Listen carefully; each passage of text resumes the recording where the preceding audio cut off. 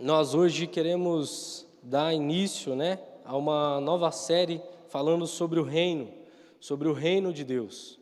E quando nós falamos de reino, nós falamos de reinado, nós falamos sobre governo, mas nós estamos falando de um reinado e de um governo diferente do qual eu e você conhecemos. Quando nós falamos de reino, talvez você lembre aí de reis humanos, ou de história de reis que governaram com boa mão ou com mão opressora, mas nós estamos falando de um reino de Deus, um reino no qual se estabelece de forma totalmente diferente da qual eu e você imaginamos quando falamos de reino e de império. Porque quando nós falamos de reino e de império, nós sempre vinculamos com algo humano no qual nós conhecemos. Um reino e um império é lugar onde tem uma pessoa que manda e tudo acontece, que todos temem por causa do seu poder, por causa da sua influência, por causa dos seus recursos. Isso nós conhecemos como reino e império. E nós temos na Bíblia, sim, um rei e um império que faz tudo isso, mas que decidiu agir e ser e estabelecer o seu reino de uma forma diferente do qual eu e você entendemos. Então nós queremos falar sobre isso à luz das parábolas de Jesus, mas antes de nós entrarmos nas parábolas, nós precisamos entender que essa história de reino não é algo só do Novo Testamento. O reino de Deus ele já acontecia no Antigo Testamento. Talvez não, era de forma diferente, um pouco mais com relação ao seu poder para livrar e julgar o povo segundo aquilo que Deus havia falado que o povo deveria fazer e cumprir. Nós temos o próprio salmista, lá no Salmo 103, 19, ele já deixando bem claro que era conhecido esse reino e esse reinado de Deus, quando o salmista diz assim: o Senhor estabeleceu o seu trono nos céus, e como rei domina sobre tudo o que existe. O salmista já está reconhecendo que existe um rei e o seu reinado é sobre tudo que existe. Percebe que aí nós já estamos falando de um reinado sem fronteiras, porque nós temos reis terrenos que dominam sobre determinada localização, sobre determinado lugar que ele conquistou, mas aqui nós estamos falando do Deus que reina sobre tudo que existe. Isso já era algo conhecido no Antigo Testamento, Então, o que é o reino de Deus? É o governo real de Deus. O reino de Deus é o seu domínio redentor sobre tudo que existe. É um reino ativo, é um reino visível, e ele estabelece esse governo entre os homens. Então, o seu reino é um reino que ele vem para vencer o mal, para libertar os homens e trazer os homens para participar agora das suas bênçãos celestiais. É um reinado diferente. Mas nós vamos falar um pouco mais sobre isso, é só para você entender que quando nós estamos falando do reino de Deus e quando nós vamos falar ele sobre o Novo Testamento, nós estamos falando sobre um novo reinado, mas que não vem dizer novo no sentido que anulou algo que já existia, mas sim que veio trazer novo sentido e nova forma para que esse reino fosse estabelecido. Então abra sua Bíblia aí em Lucas, capítulo 5. Lucas, capítulo 5.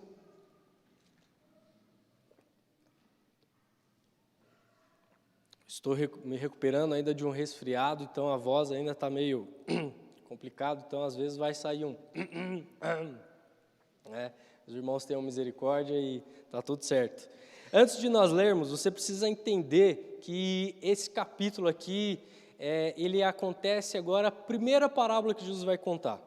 Mas antes de Jesus contar essa primeira parábola, essa primeira história, nós precisamos ver que ela tem um contexto na qual ela acontece, certo? Tem um contexto. E qual é esse contexto? No capítulo 5 aqui, Jesus cura um paralítico. E quando Jesus cura um paralítico, os fariseus, os religiosos na volta, questionam Jesus, porque Jesus, ao curar esse paralítico, ele fala: os seus pecados estão perdoados. E os fariseus olham e falam assim: quem esse homem pensa que é para dizer, para perdoar pecado de alguém? E aí Jesus não só perdoa os pecados, como fala para o paralítico: levanta e anda. Mas ali, Jesus já está enfrentando esse questionamento. Em seguida, nós temos o chamado de Levi, um cobrador de impostos, muito mal visto pela sociedade. E Jesus encontra esse homem e vai comer com esse homem, na casa desse homem. E quando Jesus está ali, eles já falam, os fariseus também questionam, perguntando: por que vocês bebem e comem com os publicanos?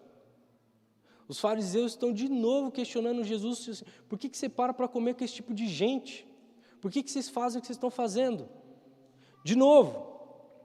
E aí, Jesus começa, e vamos dar uma olhada lá no texto, vamos ler o texto, a partir do versículo 33, Lucas 5:33, e aí Jesus fala assim, e eles continuam e falam assim: e eles lhes disseram: os discípulos de João jejuam e oram frequentemente, bem como os discípulos dos fariseus, mas os teus vivem comendo e bebendo. Olha, de novo, no mesmo capítulo, Jesus e os seus discípulos estão sendo questionados de novo. Como assim? Os discípulos de João Batista fazem isso. Os discípulos dos fariseus fazem isso. E os seus só estão aí comendo e bebendo. Que negócio é esse?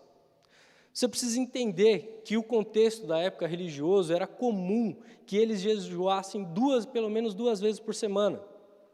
Eles jejuavam das 6 da manhã até as 6 da tarde. E era um hábito comum para que eles fizessem. Então, eles estão perguntando assim: olha, um bom religioso faz isso. Inclusive os discípulos de fulano e os discípulos de fulano. E como é que vocês estão aí só comendo e bebendo a semana inteira? Que negócio é esse? O que vocês fazem? E aí Jesus continua a história, esse questionamento. Jesus respondeu: podem vocês fazer os convidados do noivo jejuar enquanto o noivo está com eles? Pode você fazer alguém fazer jejum num dia de festa? Você já pensou você ser convidado para um casamento, melhor, para você ser padrinho de um casamento, e tá aquele grupo lá de padrinhos de casamento e o noivo chegar, porque hoje em dia o pessoal inventa tanta história para casamento, gente, tanta história, cada casamento é uma coisa diferente, fica tranquilo, Toby, né? Sem julgamento, faz o casamento do jeito que Deus mandar vocês fazerem, mas hoje em dia, cada vez mais tem casamento, o Jürgen também, fica tranquilo, é só convidar a colônia inteira, está sossegado. Mas assim, brincadeiras à parte, irmãos, cada vez mais tem algo diferente. Eu lembro, algumas vezes, né, graças a Deus, já participou de muitos casamentos, isso é muito legal, mas eu lembro dos padrinhos assim bravos, porque o noivo tinha inventado que todos os padrinhos tinham que usar suspensório.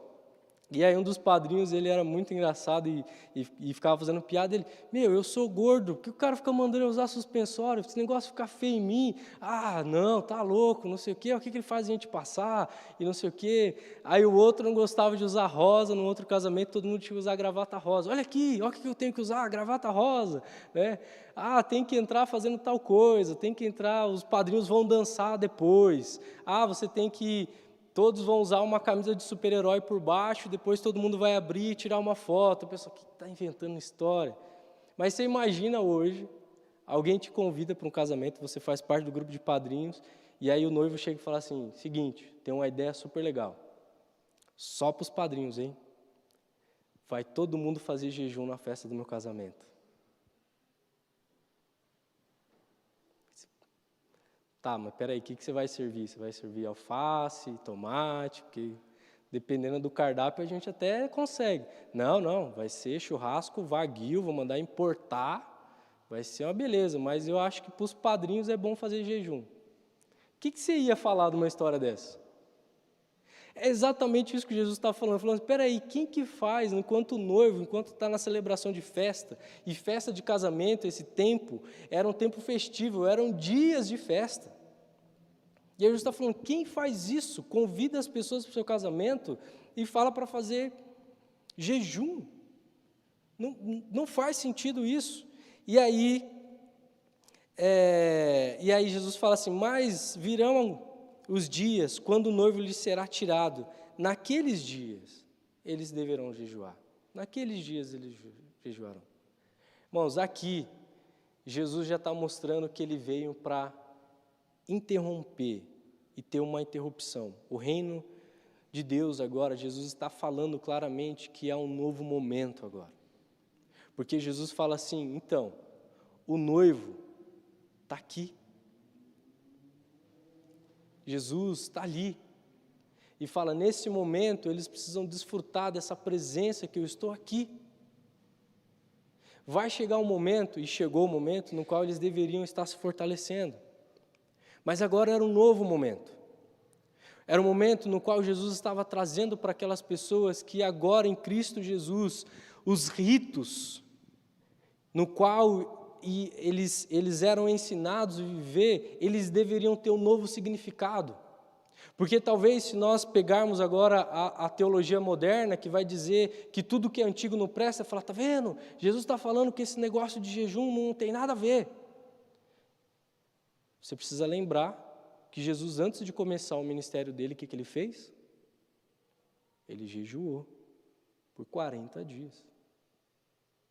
Então Jesus não está dizendo que os ritos religiosos agora eles não prestam mais.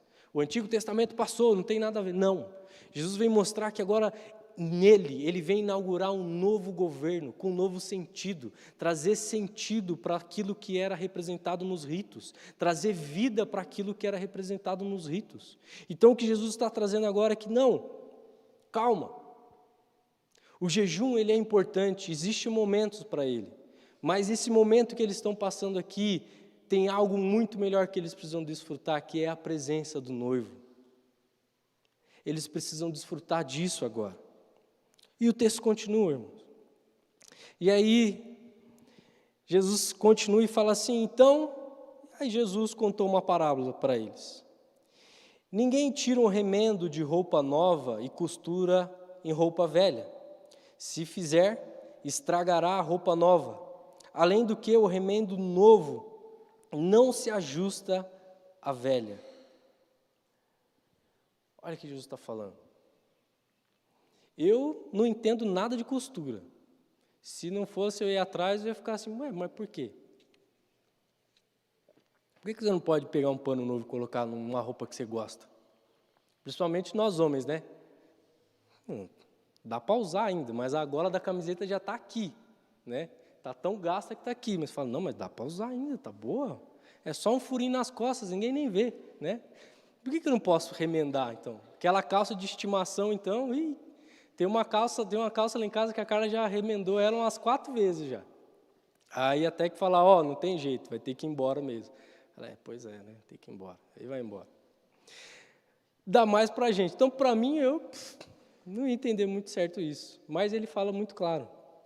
Porque um tecido novo, que ainda não foi lavado, ele ainda não encolheu. Que isso pode acontecer com o tecido, ele pode encolher. E isso era muito comum, principalmente na época. Não tinha toda a tecnologia hoje para que os tecidos fossem produzidos.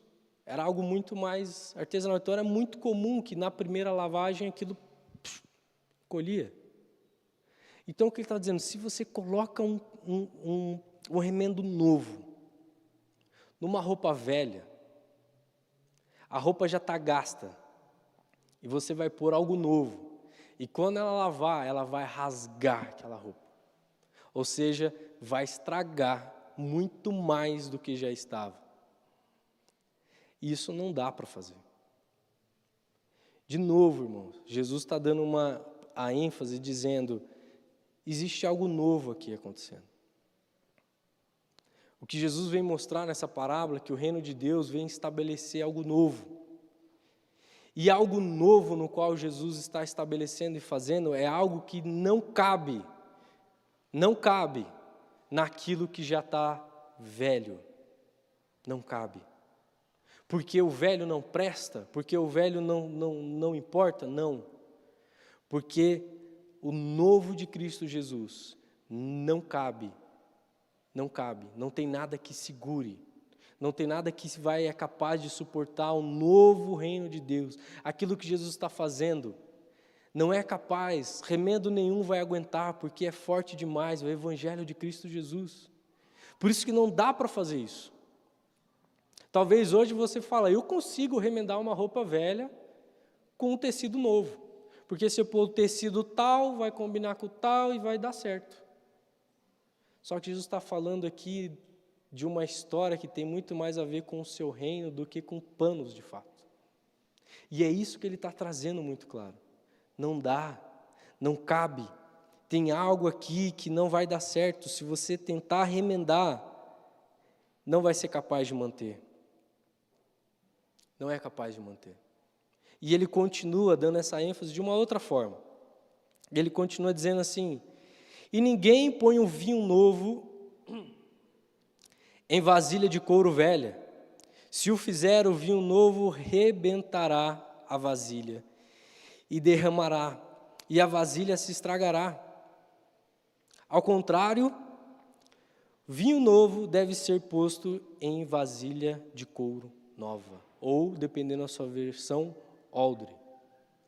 O que era o odre, irmãos? Era uma cabra, um cabrito, ele era morto, e as patas e a cabeça, onde ficava a cabeça ali, depois era costurado.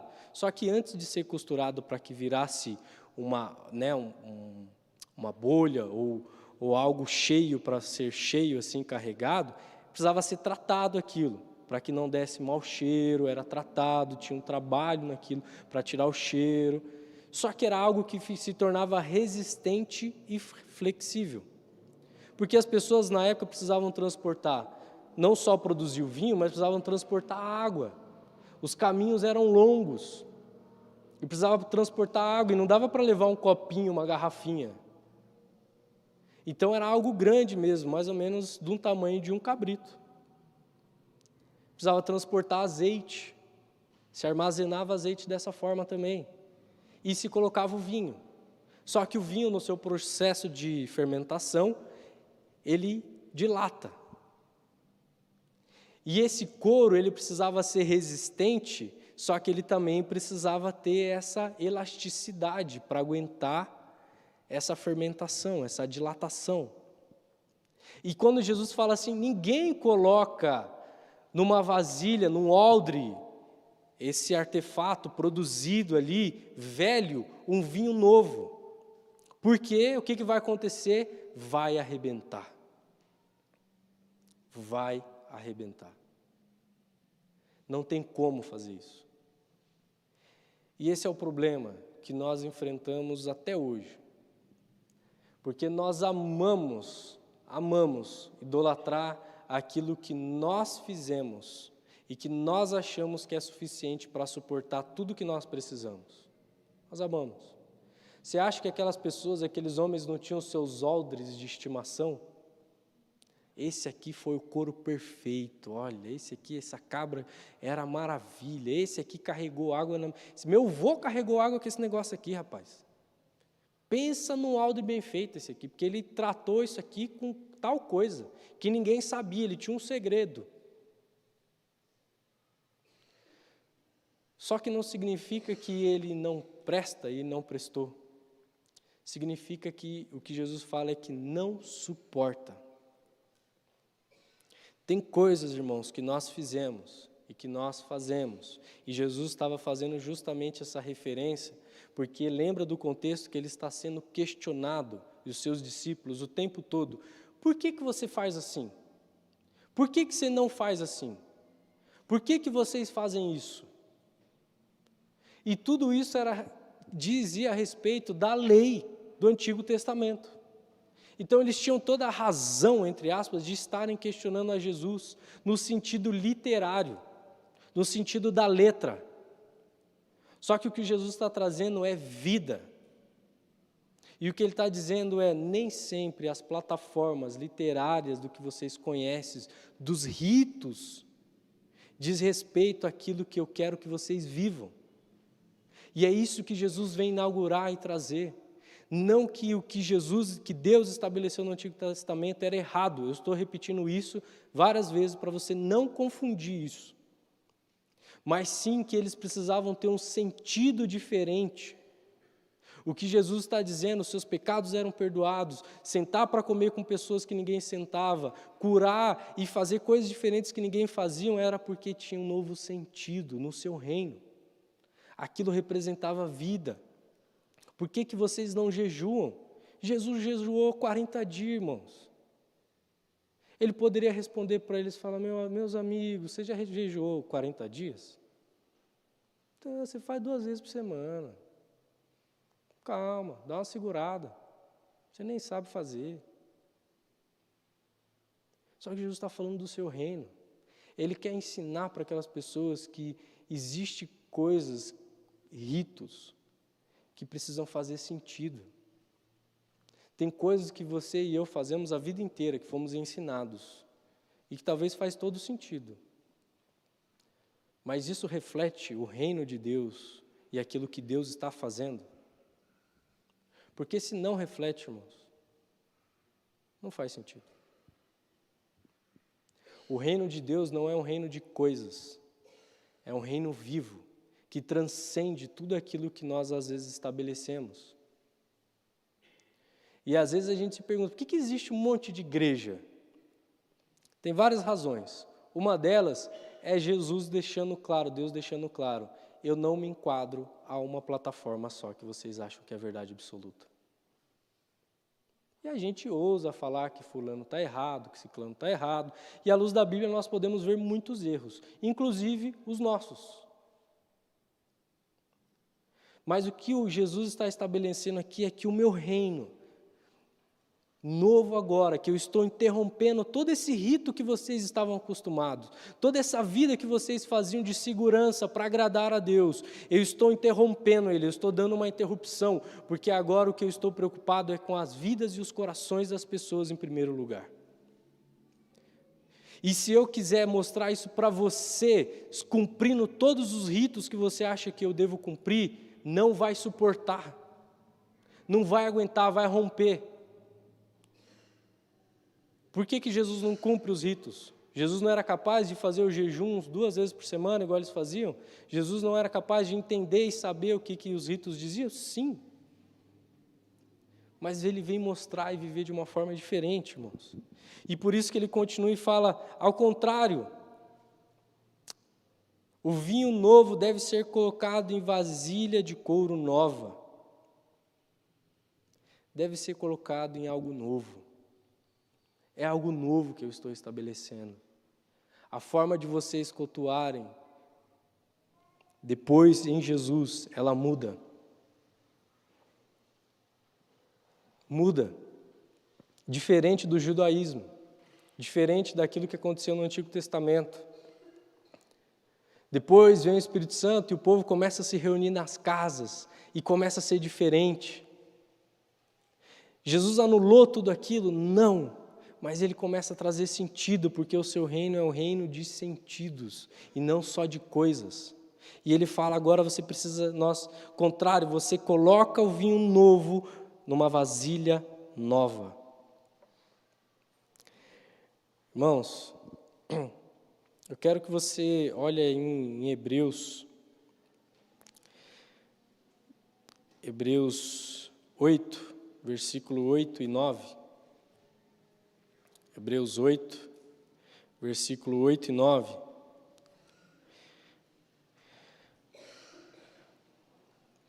Deixa bem claro para nós que Deus, Ele diz que vai chegar um dia onde Ele iria fazer uma nova aliança com o seu povo. Muda para o 9 o versículo, Nicole, fazendo um favor. Que vai chegar um dia onde Ele fará uma nova aliança, diferente do qual Ele fez com seus antepassados. Essa nova aliança que Jesus está fazendo agora, é justamente o que Ele está dizendo, precisa ser colocado vinho novo em recipiente novo. Por quê? Porque é uma nova aliança que eu estou fazendo com vocês em Cristo Jesus. Não é mais a aliança do templo, não é mais a aliança dos sacrifícios, dos ritos. É a aliança do meu filho que foi morto na cruz por vocês e ressuscitou no 3º dia. É a aliança que foi conquistada na cruz e que eu darei para vocês o Consolador que estará todos os dias com vocês até a consumação do século. É uma nova aliança viva que dura para sempre. Em Cristo Jesus nós temos uma nova aliança. Mas o problema ainda continua, sabe por quê? Porque nós ainda gostamos de falar aquilo que Jesus fala no último versículo, lá no Lucas, capítulo 5, no versículo 39, quando diz assim: ninguém depois de beber o vinho velho prefere o novo, pois diz, o vinho velho é melhor. Não é isso? Se você já tomou vinho ou toma vinho, você também vai concordar com isso. O vinho velho é melhor do que o vinho que acabou de ser produzido. Não é isso? É. É isso que nós, humanos, dizemos à luz do nosso paladar humano, da nossa percepção humana daquilo que é bom. E a gente sempre prefere dizer que é bom aquilo que nós conhecemos, porque aquilo que nós não conhecemos tende a ser ruim. Não é assim que todos nós falamos da geração nova, porque nós não conhecemos. São novas coisas, novos pensamentos. E eu vou ter que te dizer, se você não sabia, mas os seus pais, os seus avós falavam a mesma coisa de você. Do mais velho que está aqui, o seu pai e o seu avô também falavam que a sua geração era terrível e que no tempo deles não era igual ao tempo que você viveu. E o mais novo que está aqui, quando você estiver velho, você vai falar a mesma coisa dos mais novos. É assim. A gente tende a ficar seguro com aquilo que a gente sabe. O novo é desconhecido. Então o novo não presta. Bom é o velho. Bom é sempre o que é velho. Mas o reino de Deus é diferente. Ele interrompe e muda o sentido das coisas. O que Jesus fez? Qual foi o primeiro milagre de Jesus? Alguém lembra? O primeiro milagre de Jesus? Jesus transformou água em vinho. E se você olhar aquela história, quando acaba o vinho e todos ficam desesperados, Jesus vem e manda encher aqueles potes com água, e Jesus transforma água em vinho. E quando a primeira pessoa experimenta, fala assim: como assim? Todo mundo dá o melhor vinho primeiro, e quando as pessoas já estão com o paladar passado, serve o pior vinho. E você deixou o melhor para o final? Quando foi produzido aquele vinho? Naquele exato momento, irmãos. E aquele vinho era melhor do que todos os outros que já havia sido servido naquela noite inteira. Porque o novo não é o seu novo humano, é o novo de Jesus. É o reino que Ele conquistou. Então o que Jesus faz, o que Deus faz, o que a palavra dEle fala, eis que estou fazendo novas todas as coisas, é algo que diz respeito ao seu reino. E a nossa tendência de criticar tudo aquilo que é novo, a gente tem que tomar um cuidado, tem que tomar um certo temor, de saber que tem coisas novas que Jesus e Deus está fazendo até que Ele volte, que diz respeito ao seu plano divino, não diz respeito a mim e a você. Mas nós também precisamos tomar cuidado, porque às vezes nós estamos olhando para tudo que é antigo e dizendo que só é bom o que é novo. E não é isso que Jesus fez. Ele deu novo sentido para aquilo que era velho e antigo. Mas Ele nunca falou que aquilo não prestava, Ele nunca falou que aquilo não fazia sentido, Ele só trouxe na sua divina natureza sentido para tudo aquilo. E o que nós precisamos aprender? Que o reino de Deus, sim, é um reino que interrompe a antiga aliança e traz uma nova aliança. Mas é um reino que inaugura um novo tempo no qual eu e você estamos vivendo. Um novo tempo que pede não só sacrifício de coisas, mas que nós nos entregamos à luz de Cristo Jesus, o único sacrifício que foi necessário, que a gente se entregue à luz desse sacrifício conquistado na cruz e que a gente tome a nossa cruz todos os dias e viva sob essa perspectiva desse novo reino, que estabelece nova todas as coisas, que dá sentido diferente para você participar de uma comunidade de fé como essa. Porque você não vem aqui para que eu ou os outros pastores sacrifiquem um animal para você, para que seus pecados sejam perdoados. Você pode fazer isso na sua casa, dobrando o seu joelho. Então por que você vem num templo? Porque nós temos um novo sentido de adoração e de culto. É um novo sentido de cultuar a Deus. Mas esse novo sentido precisa fazer sentido na sua vida diária. Porque o reino de Deus se estabelece em nós, e não num lugar e num momento específico.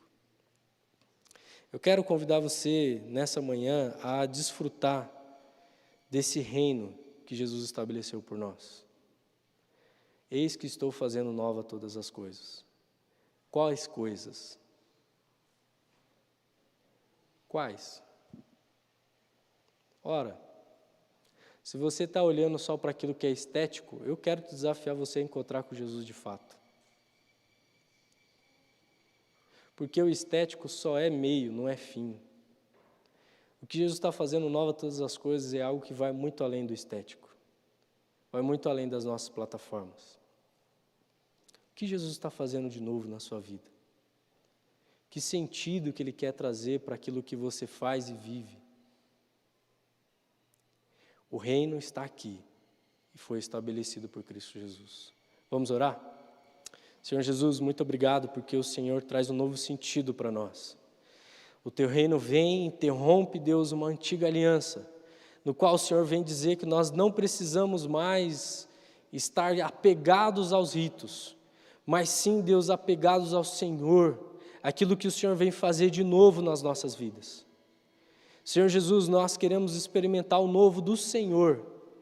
Nós não queremos, Deus, viver nova eras, novas estéticas. Nós queremos viver o novo do que o Senhor faz todos os dias na Tua criação. Nós queremos desfrutar disso, Senhor. Queremos, Deus, colocar o nosso coração diante do Senhor, reconhecendo, Deus, que nós necessitamos do Senhor. Que o Senhor abra os nossos olhos para que a gente possa enxergar. Que o Senhor abra os nossos ouvidos para que a gente possa ouvir. Que o Senhor abra o nosso entendimento, Senhor, para que a gente perceba aquilo que o Senhor está fazendo. E que o Senhor faça em nós aquilo que o Senhor já fez. Que haja essa percepção no nosso coração. Obrigado, Deus, porque o Senhor é um rei que conquistou isso por amor na cruz. Obrigado, Deus, porque esse reinado é um reinado de amor, é um reinado de conciliação, é um reino no qual todos são convidados para estar à mesa, Senhor. E nós te agradecemos, porque o Senhor é o Rei dos Reis e Senhor dos Senhores. E foi um rei que serviu, que se sacrificou. Obrigado porque o Senhor mostrou como é um reino dos céus. E nós queremos, Deus, viver como pessoas que entendemos esse reinado e vivemos sob a perspectiva desse rei. Obrigado, Senhor Jesus. Nos abençoe, nos guie em nome de Jesus.